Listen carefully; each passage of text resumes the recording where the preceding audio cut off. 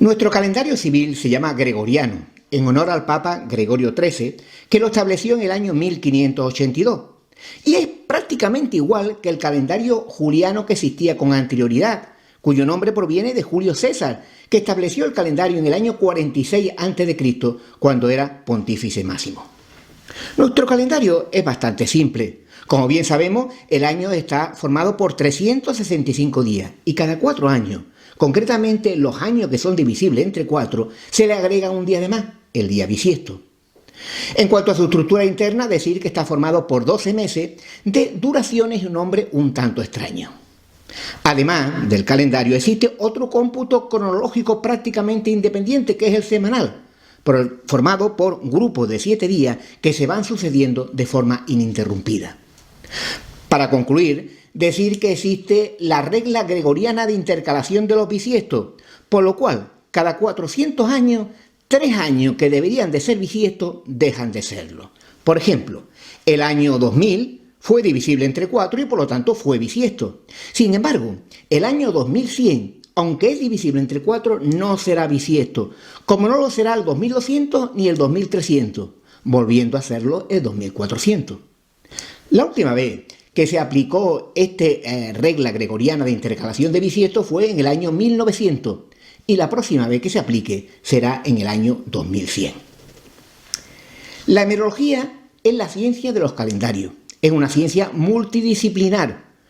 Principalmente tiene que utilizar la astronomía porque un calendario es en esencia una muy simplificada teoría astronómica que nos permite saber la posición de la Tierra en su movimiento alrededor del Sol y la posición de la Luna con respecto al Sol.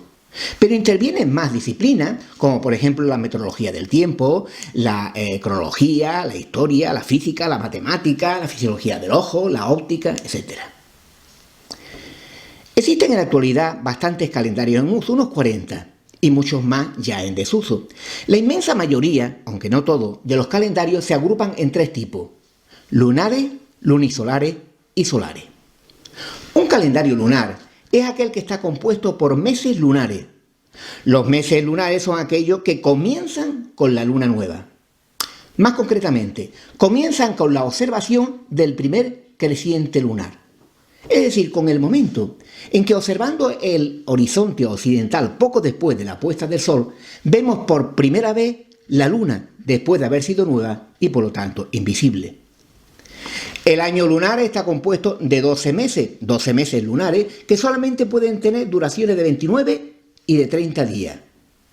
El año lunar tiene una duración de 354 días, aunque ocasionalmente hay que colocar un día de más. El ejemplo más típico de calendario lunar es el musulmán, que actualmente está en uso. Los calendarios solares solamente siguen al sol, se desentienden por completo de la luna. Un calendario solar lo que persigue es que la fecha en que comienzan las estaciones sea prácticamente el mismo, con una poca dispersión de fecha. El calendario gregoriano y el calendario juliano son calendarios solares. En cuanto a los calendarios lunisolares, son los más complicados de todos porque tienen meses lunares, es decir, los meses comienzan con la luna nueva. La duración de los años está formada por 12 meses lunares, pero ocasionalmente hay que poner un decimotercer mes, de tal manera que las estaciones ocurren más o menos en la misma fecha, con una dispersión más grande que la de los calendarios solares, en torno a un mes. El calendario hebreo, el calendario chino o el calendario eclesiástico cristiano son ejemplos de calendarios lunisolares que se encuentran actualmente en uso. En nuestra sociedad actual, y suponemos que en un futuro, la luna no juega un papel importante en la vida humana, salvo en algunas actividades. Sin embargo, el sol sí es muy importante para los humanos porque definen las estaciones, y las estaciones sí tienen efecto muy notable en la vida cotidiana. Por eso los mejores calendarios son los solares. Y dentro de los solares aquellos que son computacionales, es decir, que se obtienen mediante el cálculo y no mediante la observación. Y siempre y cuando los cálculos sean simples. Pues bien, el calendario gregoriano reúne todos estos requisitos. Es un calendario solar, es un calendario computacional, se obtiene a partir de reglas, y estas reglas son simples. Esta ha sido quizás la principal razón por la cual el calendario gregoriano, que nació en un ámbito católico, se ha extendido por todo el mundo, convirtiéndose de hecho en el calendario internacional. El calendario gregoriano nació con una gran oposición.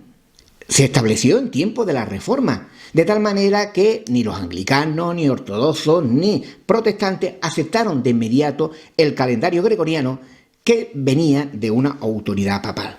Pero poco a poco se fue imponiendo este calendario en todos los países cristianos y luego posteriormente se fue extendiéndose por todo el mundo. La reforma del calendario tuvo dos importantes apoyos, los reyes de España y de Francia, los dos más importantes reinos católicos de la época, que aplicaron el calendario gregoriano en la fecha establecida por el Papa. Cosa que no ocurrió con las colonias americanas. Algunas de ellas aplicaron el calendario gregoriano un año después y otras incluso 2 años después, a causa de la dificultad de comunicación con la metrópoli. Decir que España jugó un papel importante en la reforma del calendario, habida cuenta que la Universidad de Salamanca era por entonces el principal centro de conocimiento astronómico y de que uno de sus profesores, Pedro Chacón, intervino en la comisión que estableció el calendario gregoriano. Hay 3 fenómenos astronómicos usados en los calendarios. Uno es la rotación de la Tierra, que define el día. Otro es la rotación de la Luna en torno a la Tierra, que define el mes lunar. Y luego está la rotación de la Tierra en torno al Sol, que define el año. Hay que decir que en el espacio no hay ningún punto de referencia fijo. Todos los puntos de referencia son móviles. Por eso se definen varios tipos de años, como el anomalístico, el siderio, el draconítico, el trópico, el de Bessel, el zótico. En la antigüedad se definió el año trópico como el tiempo transcurrido entre una estación y la misma estación que viene a continuación. Es decir, el tiempo transcurrido desde una primavera, por ejemplo, a la siguiente primavera. Sin embargo, los antiguos no pudieron hacer esta medida de forma muy precisa, de tal forma que nos advirtieron de que no es lo mismo el tiempo de primavera a primavera que del tiempo, por ejemplo, de verano a verano. Es más, estos intervalos de tiempo van variando. El tiempo transcurrido de una estación a otra le llamamos nosotros año estacional y naturalmente existen 4 tipos de años estacionales según qué estación elijamos. Cada uno de estos años estacionales tiene una duración diferente. No es lo mismo, como hemos dicho, de invierno a invierno que de otoño a otoño. Además, la variación de estos años es diferente según la referencia que se tome. En la actualidad, el año más largo es el de invierno, es decir, el tiempo transcurrido de un invierno al siguiente invierno. Son 100 segundos más que el año de verano, tiempo desde un verano al siguiente verano. Nosotros definimos el año trópico como un promedio de estos 4 años estacionales, que hay que decir que también tiene una duración variable. Lo que pretende un calendario solar es que las estaciones se den más o menos en la misma fecha. Por ejemplo, en la actualidad la primavera en promedio acontece el 20 de marzo. Sin embargo, tiene una variabilidad que puede ir desde el 19 hasta el 22 de marzo, como digo, en nuestra época. También persigue, por ejemplo, el calendario solar de que el invierno, que actualmente es el día 21 de diciembre promedio, esté más o menos dentro de la misma fecha, como de hecho ocurre. El invierno, en la actualidad, puede venir del 20 al 23 de diciembre. Pero hay que decir que no podemos conseguir estabilizar las 4 estaciones a la vez. La solución que se ha optado es utilizar el año trópico.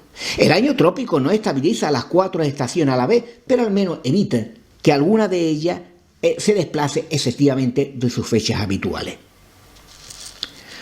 Un calendario tiene que tener una vida larga, al menos algunos miles de años.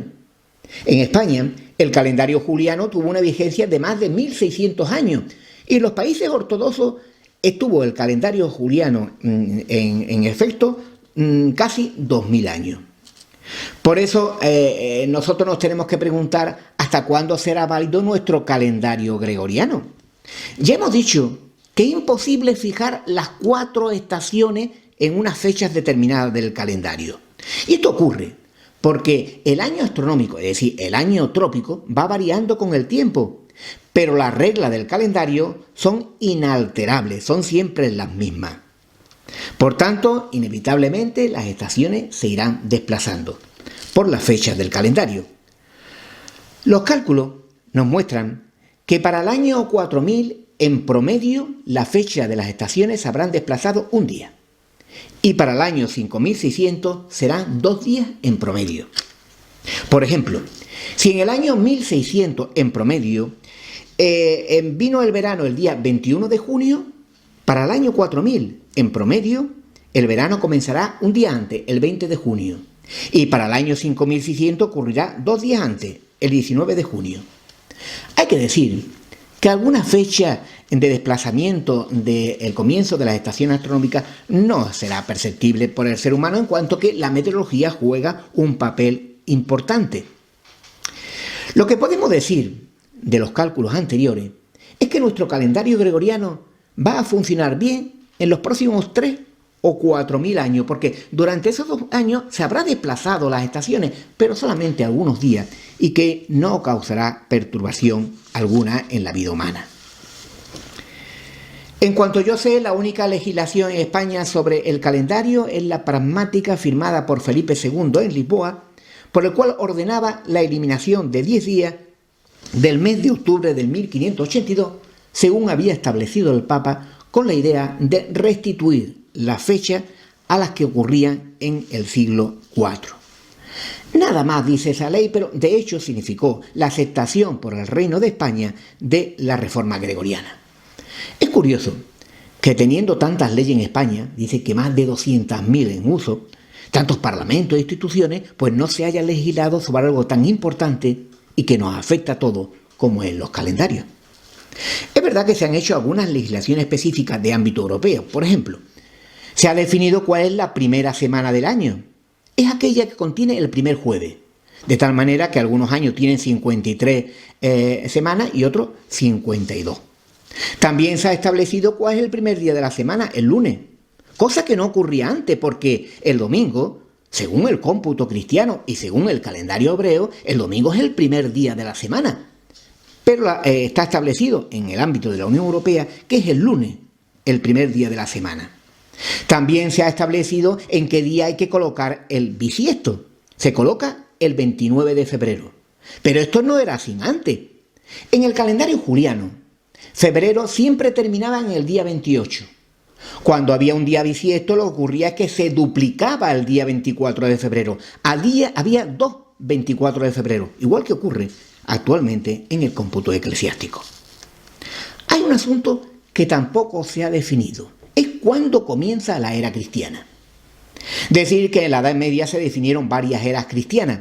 Finalmente, la que ha perdurado ha sido la que estableció Dionisio el Exiguo en el siglo VI. Exactamente se llama era de la encarnación de nuestro Señor Jesucristo. Según los cálculos de Dionisio, Jesucristo fue concebido al comenzar la primavera de lo que hoy llamamos año 1 a.C.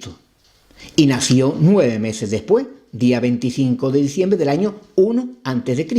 Es decir, que el año 1 de nuestra era ya había nacido Jesucristo.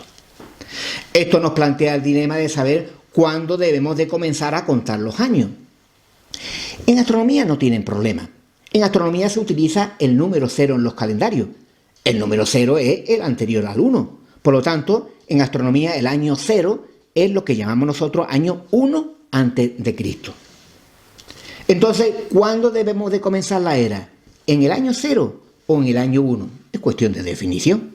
Si nosotros optamos en iniciar la era cristiana en el año 0, entonces el año 2000 fue el primer año del siglo XXI y el año 2100 será el primer año del siglo XXII. Sin embargo, si adoptamos el año 1 como comienzo de la era, pues el año 2001 fue el comienzo del siglo XXI y el año 2101 el comienzo del siglo XXII. Para más información técnica de los asuntos que he dicho, pueden consultar los artículos que aparecen en la descripción.